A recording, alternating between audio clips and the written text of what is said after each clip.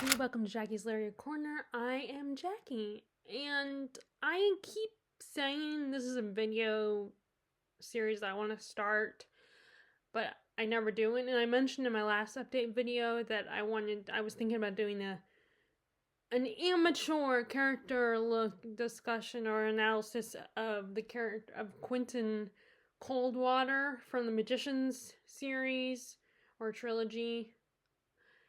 And I have only read the first book, and I'm meaning to read books 2 and 3. And like I said, it's kind of pathetic that when it's even with trilogies, I still take forever to read through the whole trilogy. So I decided today that I'm just gonna start doing that, and film a couple videos about discussing some main characters. I don't know if they would be considered the most interesting characters in these books, but I figured just start with the protagonist or the main characters. Although there's one book where I want to talk about, he's not, I think in a way there's two protagonists in the story. And like one of them is the narrator of the story, and the other one is the one where the things happen to his character. So I don't know which one you would consider because like in reviews of that book, people referred to the one telling the story as the protagonist. But I think in a way, they both could be that. But first, that's not the one I'm going to talk about first. I'm actually going to talk about in this video, since I read it recently back in September. That is the main character in Babel, Robin Swift's character. And like I said, I took classes on psychology, but I didn't like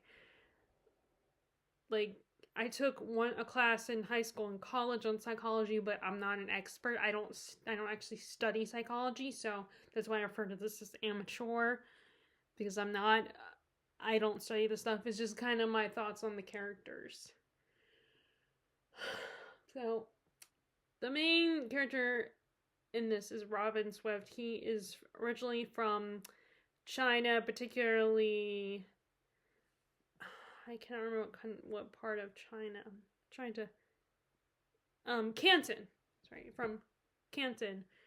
And all his family ends up dying of cholera, and this English professor shows up and comes to take him as a ward and come to England so that he can prepare him to go to the infamous Babel at Oxford, which is a translation college.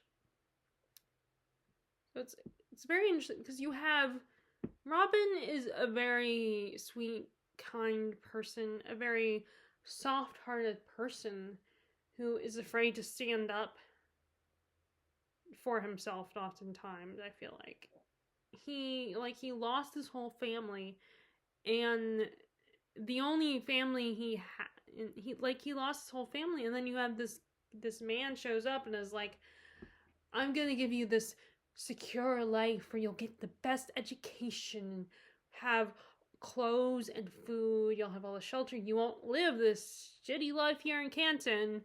So of course, and this professor is constantly reminding him throughout the book, you need to appreciate what I've done for you, because your life would have been horrible. You'd be living on the streets of Canton, you wouldn't have food or anything, and you'd have a horrible life.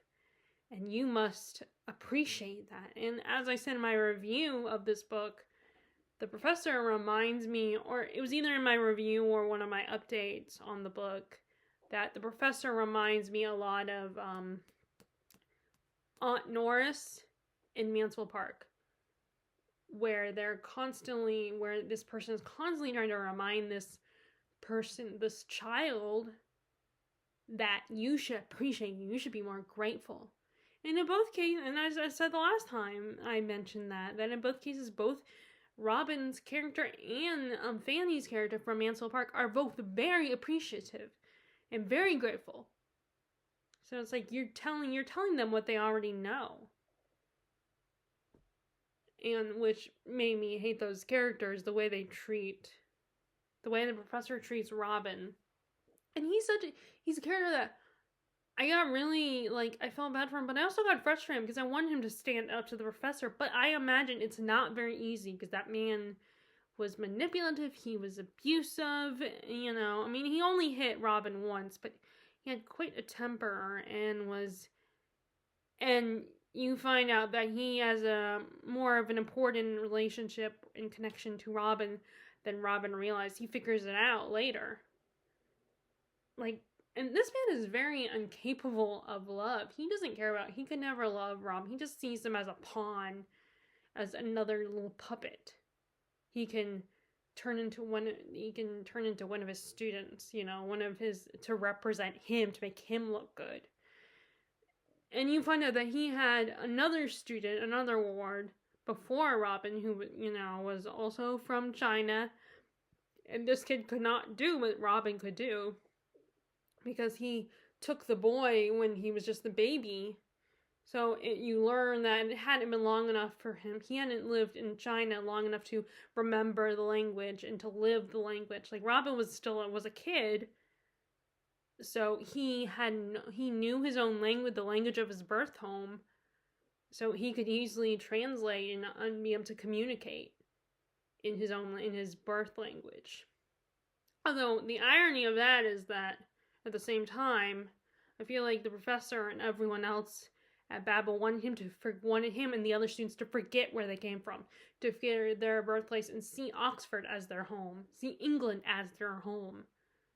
I mean, in fact, there's even a character that's part of Robin's friend group who she kind of betrays them basically, and she expects Robin to, like, she's like, why can't, but Oxford is your home, England is your home. She doesn't understand why. That's not why he can't see, why him and his friends can't look at Oxford and Babel as where they come from. She doesn't understand why they are just forgetting about they can't just forget about their birth home, their birth country. And I mean, which she's also a character that'd be interesting to talk about because, you know, I have mixed feelings about that character particularly. But, you know, it's also interesting that Robin kind of gets caught between the professor and then he gets to meet the other boy. And the other boy is part of the secret society and tries to get Robin into it. And at first, Robin does start to participate, but then he realizes, okay, this is a little too much for me. And and he's a very cautious person. He wants a safe, secure life, which is understandable. Like, he has never had a safe, secure life. Even with the professor, you know, this professor could snap. If he didn't, you know, focus on his studies, and if he didn't always do what the professor wanted him to do, then the professor would lose his temper, and he would receive the consequences. Now, I think the consequences don't justify the means, in this case, but he is always afraid. He's always walking this tightrope of, oh, I better not piss this guy off, piss off these people. So it's actually understandable why he's very cautious, why he'd rather play it safe and run away. Meanwhile, you have one of his friends is from Calcutta, he's Rami, who is very angry and is ready to fight, is very aggressive and wants to is all about fighting back and standing up for himself, and, you know, which is complete opposite of Robin. And he's like, he doesn't understand why Robin's always so afraid, doesn't want to, you know, is always running away. His first instinct is to run. And I think later he does start to see, when he sees Robin interact with the professor, he starts to realize, oh, there is a reason. He's the reason why Robin's always so scared all the time and can't just fight back. Is not a fighter like I am. Robin's always scared. And he was also someone that I would get frustrated, but I also wanted to just give him a hug and assure him that he has friends and he's safe and that he does deserve to stand up for himself. And I think he's a very sweet character. And he's someone that, I just wanted to give comfort to. Also, I think he had feelings for one of the other girls in their group, He said, I still don't know how I'm supposed to say her name, but I'm going to call her Victoria. I think he liked her. I think there was feelings between the two of them, not just friendship. But nothing comes of that. Nothing happens between them. But I think there was something there between them. And I think they kind of understood each other a little bit better. And I think they connected on a different level. Because I think they were both kind of more cautious in trying to take the safer route with their, and, were afraid to kind of stand up and fight back because they knew the consequences that they did. And, you definitely can see both sides of someone who's fighting back and you want them and is willing to defend themselves no matter what. And, is like, metaphorically like a warrior, someone who's stand up for the rights of their people, and to be treated fairly and equally. But I feel like it's not that easy to do. I mean, it's admirable if you can do that, and it's great. I mean, but not everybody can do that. And considering the situation they're in, both Victoria and Robin, especially with Victoria, she is a girl, so it's probably even harder for her as a girl. But, so I think they related to each other. Were related to each other and really connected, even if they were from completely different countries and had different cultures. I think they connected on that level. But also, I really love Robin's character. I actually liked Robin's character, and I feel like he's someone a lot of people can relate to, in the sense that if you're one of those diverse groups who experience prejudice, I think you can, and judgment from others, you can relate to the fear of not being able to stand up for yourself, not being able to defend yourself and fight back when, you should, but it's not simple. It's not the easiest thing to do. I'd be curious what Robin's future, about what he would do next. Where he would go from, where he would have gone from here. Here's what his life would be like as once he got out of Babel. I'd be curious, especially now that once he learns the truth and begins to understand that. Which shows, and it's actually, what's really sad is that later on he becomes more and more like the other kid. He becomes full of a lot of anger and rage at the injustice. He changes, which, that's an arc. He starts out as a very sweet, kind, cautious person, but then over time he does change and become this angry person that wants to do what his friends would have done, because he changes after what he goes through. Which, that is always sad. Those kinds of stories, those kind of arcs are really sad to me. I mean, you cheer them on and you're happy for those characters, but it's also but it's sad at the same time, because you realize that character is changed, and it's kind of a mix. It's in a way it is and it isn't for the better, because they're a stronger person probably, but at the same time they've lost their innocence. And I think that's what happens. That's part of his arc, is that he loses his innocence. He was, not that he had 100% happy life before. Like I said, the professor was cruel to him, but he had a really good life, and once he gets to Babel, he has friends, and he loves what he's doing there, until he starts to realize the truth of that place, and what their intentions are, and how they don't realize the wrong that they've done, and how cruel they are to others, because they have this superiority, we're the superior race, we're the superior country and culture, we're better than everybody else. And it really puts Rob in this conflicted position, because he has a love, like, I feel like he has a love-hate relationship with Babel and Oxford. Like, he loves what he's learning, but he also he realizes it has a dark side and it's not as beautiful as he thinks it is.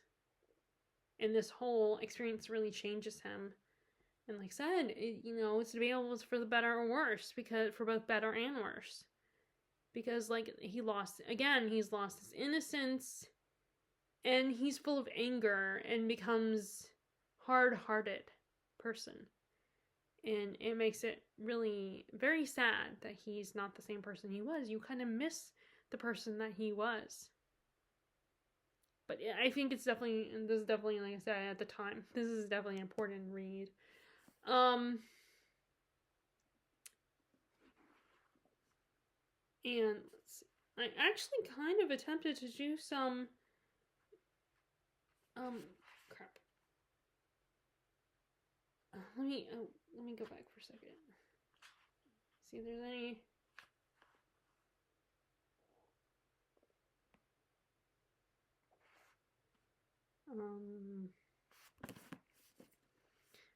No, but I was wondering, because I did attempt to annotate this book a little bit while I was reading it. But sometimes I just want to read. That's why I try to annotate, but then there are times when I just want to read the book and get lost in the story. But yeah, I don't know what else to say about the character. I really like this character. I think he's a good main character for us because I think we can relate to him. We can see ourselves in him. And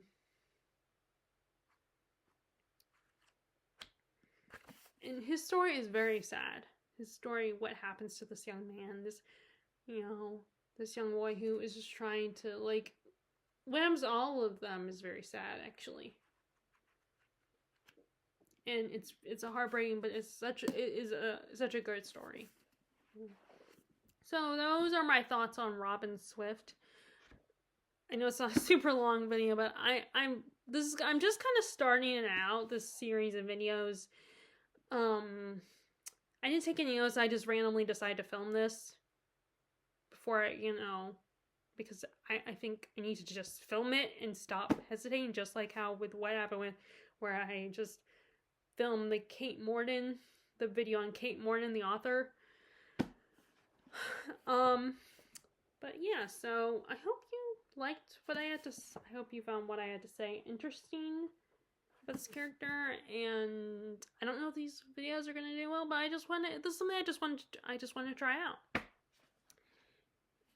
So that is my first video on a character discussion. Like I said, I feel weird saying character analysis because I'm not like a psychologist or an expert.